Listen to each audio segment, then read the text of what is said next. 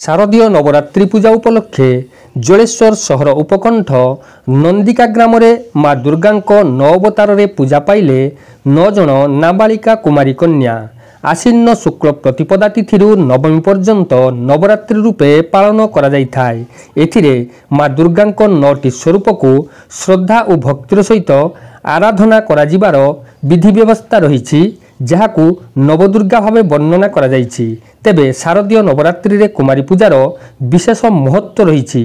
एही उपलक्षे जलेश्वर म्युनिसिपालिटी अधीनस्थ नंदिका ग्रामर कुमारी पूजा कमिटी पक्षरु शिव मंदिर प्रांगण रे 1 तारिख दिन 10 घटिका समय रे ग्रामर 8 वर्षरु कम 9 जन कुनी कुनी झियो पिलांकु नेई माँ दुर्गा 9 अवतार रे पूजा करा जाइथिबा देखिबाकू मिलिछि।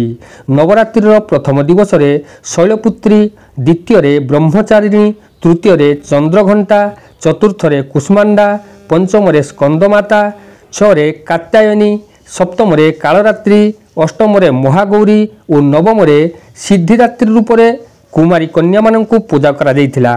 दुर्गा शंकर भंजों नेतृत्व में ब्रजगोपालगिरी, पार्थसारथी भंज, आदित्य नारायण पात्र, तापस पात्र, तपन भंज, सत्यनारायण भंज, घनश्याम पात्र, सुबोध पात्र, गणेश दत्त, राजा पात्र, निरंजन पात्र, रत्नाकर पात्र, देवाशीष दास, मनोज पात्र, सुजित गिरी प्रमुख सदस्य माने उपस्थित रही कार्यक्रम परिचालना करथिले।